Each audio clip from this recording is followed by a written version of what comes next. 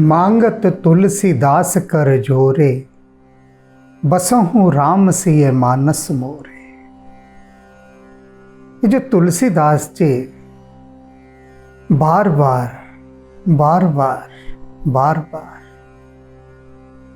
सियापति प्रभु श्री रामचंद्र जी से बारंबार विनती कर रहे हैं कि हे प्रभु, मांगत तुलसीदास कर जोरे, बसहूँ राम सिय मानस मोरे।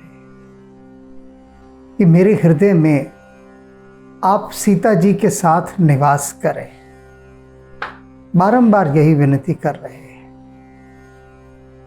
क्यों कर रहे हैं? क्योंकि वे राम जी को जान गए हैं, और राम को जब जान गए हैं तब तो सिर्फ यही शेष बचता है ना कि राम को निमंत्रित करना। यदि आप किसी को जान गए हैं, बड़े आदमी को जान पहचान हो गई, तब हिम्मत होती है कि उस बड़े आदमी को अपने घर निमंत्रित करने के लिए हम कहते हैं। घर में कोई समारोह होता है, शादी ब्याह होता है, कोई अन्य शुभ अवसर है, तब हम हिम्मत करके उस बड़े आदमी के पास जाते हैं और विनती करते हैं कि आप हमारे घर पधारिए। और संकोच के साथ डरते डरते घर वापस लौट आते हैं, यह सोचते हुए कि इतना बड़ा आदमी है, भला यह हमारे घर क्यों आएगा। तो तुलसीदास जी कि जब जान पहचान हो गई राम जी से, वे राम जी की महिमा जान गए, उसके बाद वे अब बारंबार उनसे विनती कर रहे हैं। अब यह बात मैं यहाँ क्यों कह रहा हूँ, इसे समझिए। अनेक भक्त मैंने देखे हैं और देखता रहता हूँ प्रतिदिन, राम के, कृष्ण के, हनुमान के, शिव के। इन भक्तों से मैं पूछता हूँ जब मिलते हैं, प्रभु राम के भक्त हैं? वो कहते हैं हाँ बिल्कुल है, ठोक बजाकर हैं। कृष्ण के हैं, हनुमान के हैं? कहते हैं हाँ बिल्कुल हैं। तो जो राम के भक्त हैं उनसे मैं पूछता हूँ, क्या भगवान वाल्मीकि के द्वारा लिखी गई रामायण पढ़ी? तब वे कहते हैं कि वो तो संस्कृत में है, हम कैसे पढ़ सकते हैं। मैंने कहा चलो एक तरफ हटाते। तुलसीदास जी की पढ़ी रामचरितमानस, फिर वे चुप हो जाते हैं और क्या कहते हैं कि नहीं, हमारे पास इतना समय नहीं होता पढ़े। मैं उनसे पूछता हूं, राम के भक्त हैं, हर समय जय सिया राम, जय सिया राम, जय श्री राम, जय श्री राम यही बोलते रहते हैं। राम के बारे में कुछ पढ़ा? कुछ नहीं पढ़ा। कृष्ण भक्त हैं, गीता का अध्ययन किया? नहीं किया। दो चार ने किया होता है, वो दो चार भी बहुत होते हैं, कम नहीं है वे दो चार भी जिन्होंने गीता का अध्ययन किया। लेकिन कृष्ण को जाने बिना यदि गीता पढ़ भी ली तो दुनिया भर के तोते यही कर रहे हैं, सब यही कर रहे हैं। कहने का अभिप्राय क्या है? आज जो तुलसीदास जी बात कह रहे हैं कि बिना राम को जाने, बिना राम को जाने आप कुछ भी कर लीजिए, कुछ भी, कितने व्रत, उपवास, अनुष्ठान कुछ भी कर लीजिए, सब बेकार हैं। अब कैसे इसको समझिए बात को। जो पे सिए जानकी नाथ न जाने, यदि आपने हृदय से जानकी नाथ प्रभु श्री राम को नहीं जाना तो जो पए, जो नहीं जाना तो सब कर्म धर्म श्रमदायक ऐसे ही कहत सयाने। तो सयाने लोग क्या कहते हैं, सिद्ध लोग क्या कहते हैं, संतजन क्या कहते हैं? यदि आपने प्रभु श्री राम को हृदय से नहीं जाना तो जितने भी आप धर्म कर्म कर रहे हैं, जितने भी धर्म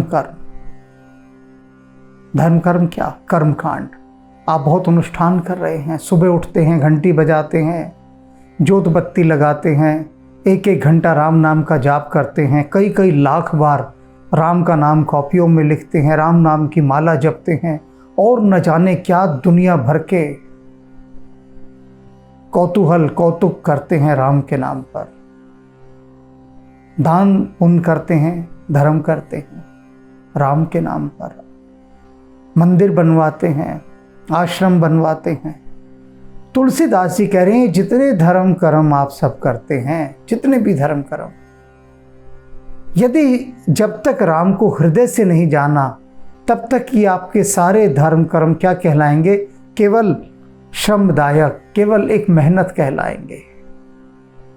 सिर्फ परिश्रम की आपने, मेहनत की, कसरत की। जैसे कोई एक्सरसाइज करता है, कसरत, कोई गड्ढे खोद रहा है, तो आपने अगर करोड़ों बार राम का नाम भी लिख लिया, समझ लीजिए कि आपने एक्सरसाइज की लिखने की। जोत बत्ती अनुष्ठान ये सब जो भी किया वो सब मेहनत का काम किया, बस एक मजदूरी की, भक्ति नहीं हुई। क्यों नहीं हुई? जो पे जिए जान के नाथ न जाने। यदि हृदय से जान के नाथ को नहीं जाना तो अब धड़ाधड़ मेरे पास व्हाट्सएप आ जाएंगे थोड़ी ही देर में कि जानकी नाथ को फिर कैसे जाने, आप बताइए। अब मैं बताऊंगा तो सही, हाँ, क्योंकि बताने के लिए ही हनुमान जी ने बिठाया हुआ है। और मेरे बताते ही कोई 5-10% लोग जो कि होते ही हैं, उनकी बुद्धि जाग जाती है, तर्क कुतर्क करने लगते हैं। क्यों? अब इसे समझिए। दुनिया राम को जाने, इसके लिए हनुमान जी ने तुलसीदास जी को बिठाया कि तुलसी तैयार हो जा और गा गा के गली गली, गांव गांव, हर चौबारे पर, महलों पर राम के नाम के गीत का रामचरितमानस बाँच। तो तुलसीदास क्या करते थे? बैठ जाते थे कहीं पर भी, किसी मंदिर पर, किसी घाट पर, किसी चौराहे पर, किसी चबूतरे पर, और रामचरितमानस गाने लगते थे, गा गा कर सुनाते थे। भीड़ की भीड़ इकट्ठी हो जाती थी, भीड़ की भीड़, चारों तरफ लोग बैठते थे, सुनते थे, आंसू बहाते थे। समय ऐसा था, समय था लोगों के पास, उस समय भाव था। तुलसीदास जी ने राम को जनाया, जो पे हृदय राम न जाने। हृदय से उन्होंने जानकी नाथ प्रभु श्री राम को जन जन तक जगाया। अब समय बदला, तब हनुमान जी ने कहा कि भाई मुझे कुछ नया एडिशन निकालना चाहिए। हर कार कंपनी नई गाड़ी निकालती है, एडवांस, हर चीज एडवांस आ रही है, तो हनुमान जी थोड़ी ना पीछे रहेंगे। तो उन्होंने मुझे चुन लिया, कहा कि अब जो तुलसीदास जी ने कहा उसकी सारी व्याख्या करो, और भगवान वाल्मीकि ने जो कहा उसकी व्याख्या करो और लिखो उपन्यास आध्यात्मिक। ये मैं बार बार क्यों कहता हूँ? उन लोगों के लिए कहता हूँ जो बहुत प्यासे हैं, ये सिर्फ उनके लिए कही जा रही है बात। बाकी सुन लें तो सुन लें, उनके लिए है नहीं ये, क्योंकि ये प्याऊ है तो प्याऊ पे तो प्यासा ही आएगा ना। जिसे प्यास ही ना हो या जिसकी प्यास पहले से ही बुझी हुई हो, वह क्यों आएगा? नहीं आएगा। अब कुछ लोग ये प्रश्न करेंगे, करते हैं मुझसे, कि आप इन प्रभु राम के आध्यात्मिक उपन्यासों का प्रचार करते हैं, पब्लिसिटी करते हैं, नहीं मार्केटिंग करते हैं, मार्केटिंग शब्द का इस्तेमाल करते हैं। तुलसीदास जी ने तो मार्केटिंग नहीं की, उन्होंने तो रामचरितमानस जगह जगह जाकर नहीं बेची। अब वो कह जाते हैं, प्यारे लोग हैं, बहुत भोले लोग हैं। भोले इसलिए कह रहा हूं, उन्हें समझ ही नहीं कि जो तुलसीदास जी का समय था उस समय प्रिंटिंग प्रेस हुआ ही नहीं करती थी। क्या होता था? तुलसीदास जी ने मानकर चलिए रामचरितमानस लिखिए, तो फिर लोगों को वो पैसे देकर बुलाते हैं और उन्हें कहते हैं कि भैया इनकी कॉपी तैयार करो। तो हैंड रिटन यानी हस्तलिखित दूसरी प्रति तैयार की जाती थी। जैसे जब हम पढ़ते थे बहुत बचपन में, तो स्कूल मैगजीन जो निकलती थी वो हैंड रिटन होते थे, यानी एक कागज़ रखा होता तो 10-10, 20-20 बच्चे उसको कॉपी करते थे। तो स्कूल मैगजीन ऐसे निकला करती थी, हैंड रिटन। प्रेस में कौन जाए, बहुत खर्चीली थी, और उस समय तो प्रेस होती नहीं थी। तो तुलसीदास जी ने प्रेस का सब्स्टिट्यूट क्या निकाला, चबूतरे पर बैठ गए, घाट पर बैठ गए, सुना रहे हैं। अब यदि मैं बैठ जाऊं किसी चबूतरे पर, घाट पर, कि चलो मैं नहीं छपवाता ये आध्यात्मिक उपन्यास, मैं लोगों को पढ़कर सुनाता हूं, मक्खियां भी नहीं आएंगी वहां पर, मक्खियां भी नहीं आएंगी। अभी लोगों के पास फुर्सत नहीं होती। लोग कहते हैं आप विनय पत्रिका के और रामचरितमानस के वीडियो पर वीडियो बनाते ही जा रहे हैं। अरे हमसे सुने नहीं जाते, आप बना कैसे लेते हैं? आप बताइए। लोगों के पास घर बैठकर, हाथ में कॉफी का प्याला लेकर, पॉपकॉर्न लेकर भी, घर के अंदर होम थिएटर के अंदर बैठकर भी, पूरे कंफर्ट के साथ बैठकर भी इन व्याख्यानों को सुनने का समय नहीं है। तब बताइए मैं गली गली कैसे गाऊं जाकर? तो ये जो आध्यात्मिक उपन्यास हनुमान जी ने लिखवाए, क्यों लिखवाए? इसलिए कि राम को हृदय से जान सकें आप। और जिन लोगों ने पढ़े हैं उन लोगों ने जाना है। तो जो पे जिए जानकी नाथ न जाने, हनुमान जी तो चाहेंगे कि हर युग में कुछ न कुछ ऐसे उपाय वे करते रहें जिनसे राम को उस काल के युग, उसी काल की भाषा में जाने। तो इसलिए काव्य की रचना नहीं कराई, मुझे कवि नहीं बनाया हनुमान जी ने, मुझे उपन्यासकार बनाया कि उनकी कथा को लिखो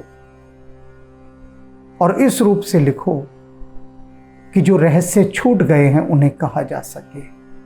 तो सबसे पहले तो ये जान लीजिए कि अगर राम को जानना है तो इन टनल्स, ये जो आध्यात्मिक उपन्यास की टनल्स हैं, जो सुरंगें हैं, इन सुरंगों से होके तो जाना ही होगा, जाना ही होगा।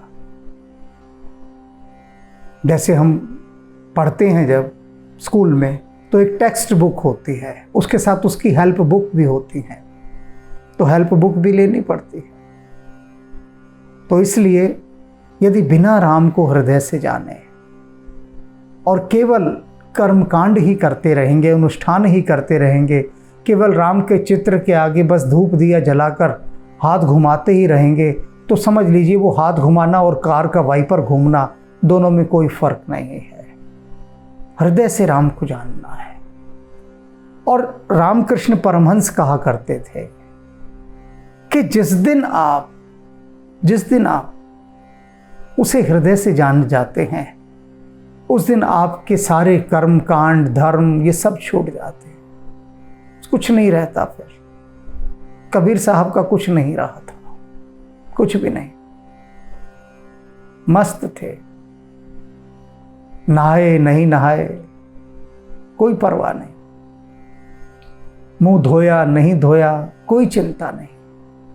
जिसने राम को जान लिया उसके लिए फिर सब चीजें थोथी हो जाती हैं, किसी अर्थ को नहीं रखती, कोई मायने नहीं रखती, बेमानी हो जाती हैं। जे सुर सिद्ध मुनीस जोगविद वेद पुराण बखाने, वेद और पुराण ये बखानते हैं, ये बात कहते हैं, क्या कहते हैं कि जितने भी देवता हैं, सिद्ध पुरुष हैं, मुनि हैं और योगी जन हैं, जितने भी लोग हैं, ये सब क्या हैं? पूजा ले, अपनी पूजा करवाते हैं सब, और देत पलटे तब उसके पलटे में सुख, देत पलटे सुख, तब उसके बदले में सुख देते हैं। कई लोगों से पूछता हूं कि भैया क्या करवा रहे हो? कि जी हम अनुष्ठान करवा रहे हैं, 101 ब्राह्मण आकर अनुष्ठान कर रहे हैं, 251 कुंडीय यज्ञ कर रहे हैं, इसका जाप कर रहे हैं, उसका जाप कर रहे हैं। किस लिए कर रहे हैं? कि ये अनुष्ठान करने से इस लाभ की प्राप्ति होगी। और होती भी है, होती भी है। मैं ये नहीं कह रहा ये सब पाखंड है अनुष्ठान, कि इसको करवाओगे तो लाभ की प्राप्ति नहीं होगी, होती है। दवाइयाँ तो असर करती हैं ना, और नहीं भी करती हैं। तो किसी कोई अनुष्ठान की दवाई लग भी जाती है। लेकिन होता क्या है, इससे ये समझ लीजिए, पूजा लेत देत पलटे सुख हानि लाभ अनुमाने। ये सारे देवी देवता, सिद्ध पुरुष, मुनिजन, योगीजन, ये सब अपने हानि लाभ का पूरा हिसाब किताब पहले लगा लेते हैं कि इसने कितनी पूजा की हमारी। जितनी पूजा की ना, उससे कम ही फल देना है। तो ये सब हिसाब किताब लगाकर फल देते हैं, और देते भी क्या हैं? केवल नश्वर और सांसारिक चीजें। अनुष्ठान से यदि मिलेगा तो क्या मिलेगा? क्या मिलेगा? कोई अनुष्ठान करवाता है तो किस लिए करवाता है? कि मेरी ये मनोती पूरी हो जाए, इसीलिए करवाता है ना। अपनी मन्नत जो मांगी होती है उसको पूरी करवाने के लिए ही वो देवी देवताओं को मनवाता है कि मैं आऊँगा, छत्र चढ़ा के जाऊँगा चांदी का, सोने का, तू मेरा ये काम करवा दे, तेरे यहाँ आके एक पंखा लगवा दूंगा, एक कमरा बनवा दूंगा, तेरी सीढ़ियों पर मार्बल का पत्थर लगवा दूंगा, तू मेरा ये काम करवा दे। तो देवी देवता भी कहते हैं अच्छा इसने ये मनौती मांगी है, चलो थोड़ा बहुत काम करवा देते हैं, कुछ आकर चढ़ा जाएगा। तो वे भी सब हिसाब किताब लगाकर चलते हैं देवी देवता। ऐसी बात कौन कहता है? वेद पुराण बखाने। तुलसीदास जी कह रहे, मैं नहीं कह रहा, वेद और पुराणों में कहा गया है कि देवता अपने पूजन के अनुसार ही फल देते हैं। और फल में क्या देंगे? सांसारिक और नश्वर चीजें। किंतु काको नाम धोखे हो सुमृत पातक पुंज पराने। केवल राम जी, आपका नाम ही एक ऐसा नाम है कि अगर कोई धोखे से ले दे, भ्रम से ले दे, मुखालते में ले दे, भूल से राम का नाम भी कोई ले दे आपका, तो वो उसके पापों के पुंजों को नष्ट कर देता है। भूल से लिया गया, गलती से आप अमृत की एक बूंद चख लें, गलती से, तो क्या होगा? अमृत प्रभाव डालेगा ना शरीर पर, पूरा प्रभाव डालेगा। और अमृत ये नहीं देखेगा कि जिसने अमृत की बूंद चखी है वो पापी है या सज्जन है, उसे कोई लेना देना नहीं। उसे तो है कि जिसकी जीभ पर अमृत की बूंद गिर गई, अमृत ने अपना चमत्कार दिखाना ही दिखाना है। तो ऐसा तो राम जी केवल आप ही का नाम है। बाकी सब देवी देवता अगर थोड़ा मोटा गुड़ भी देंगे ना, तो जितना गुड़ देंगे नहीं उससे ज़्यादा की कीमत वसूल कर लेंगे। केवल आपका नाम ही ऐसा है जो भूल चूक से भी कोई ले ले, धोखे से ले ले, मुखालते में ले ले, तो बेड़ा पार। विप्र बधिक, अजामिल ने आपका नाम लिया, तर गया। भगवान वाल्मीकि ने आपका नाम लिया था, वधिक थे वो, मारते थे लोगों को, पार हो गए। कहाँ वधिक कहते थे लोग और कहाँ भगवान कहते हैं। गज, हाथी, उसने आपको पुकारा। गिद्ध, जटायु, कोटि खल कौन के पेट समाने। और कितने करोड़ों दुष्ट थे, किसके पेट में समा गए वो? राम जी आपके पेट में समा गए। राम जी का पेट बहुत बड़ा है, सब समा जाता है। पेट का मतलब क्या? राम जी का धाम, परम धाम। उस परम धाम में राम सबको अपने आश्रय में ले लेते हैं। बता रहे हैं ना, व्याघ्र को लिया, गज को लिया, गिद्ध को लिया, अजामिल को लिया, न जाने किस किस को लिया। करोड़ों लोग, अनंत लोग, सब राम के पेट में समा गए, राम के धाम में समा गए। अर्थात राम ने सबको स्वीकार कर लिया और कोई नहीं स्वीकार करता, कोई नहीं। हजार वेरिफिकेशन करवाते हैं तब स्वीकार करते हैं। राम के यहाँ तो कोई वेरिफिकेशन का सिस्टम ही नहीं है, बस आना ही काफ़ी है। आ जाना ही काफ़ी है और बात बन जाती है, और कुछ नहीं करना। मेरु से दोष दूर कर जन के। और राम जी क्या हैं? अपने भक्तों के सुमेरु पर्वत जैसे दोषों को तत्काल दूर कर देते, रखते नहीं उनके दोषों को अपने हृदय में। मीराबाई कहती है ना, प्रभु मोरे अवगुण चित्त ना धरो, तो राम जी कभी किसी के अवगुणों को चित्त में धरते ही नहीं है। अपने भक्तों के पहाड़ जैसे दुखों को भी वो स्थान नहीं देते, बल्कि उनको दूर कर देते हैं। और क्या करते हैं? रेणु से गुण उर आने, उनके रेणु माने धूल के कण जितने गुण को भी अपने हृदय में संभाल कर रखते हैं। जैसे हीरे का एक छोटा सा डॉट बराबर दाना, राई के जितना हीरे का दाना, कैसे उसको संभाल कर रखा जाता है, पतली सी चिमटी से उठाकर संभाल कर रखा जाता है बड़े जतन से। तो राम जी ऐसे ही करते हैं, अपने भक्तों के कण मात्र के गुण को भी अपने हृदय में बहुत संभाल कर रखते हैं। तुलसीदास ते ही सकल आस तज, तुलसीदास जी अपने मन से कह रहे हैं, अरे मेरे मन, ये बाहरी दुनिया से तूने जो जितनी झूठी आशाएं लगा रखी है ना, उन सबको हटा ले वहां से। अपने मन को ये झूठे फल देने वाले अन्य जो देवी देवता हैं, सिद्ध हैं, लोग, कितने लोग तांत्रिकों के पास जाते हैं, पूछो क्यों जा रहे हो? उसका नुकसान करवाना है, किसी पर मंत्र चलवाना है कि उसका सर्वनाश हो जाए, उन दोनों में लड़ाई हो जाए, मारण, उच्चाटन, वशीकरण, सम्मोहन, न जाने कितने प्रकार के तांत्रिक अनुष्ठान करवाते हैं। तो तुलसीदास जी कह रहे हैं, ये जितने भी खोटे कर्म हैं, तो इन सब से अपनी आस हटा ले। बजहीन अजहू अयाने, अयाने, अरे ओ मूर्ख, ओ अज्ञानी, अब भी इतना कुछ जानने के बाद भी तू प्रभु श्री राम को नहीं भजता और अपने मन को तूने अन्य स्थानों पर लगाया हुआ है।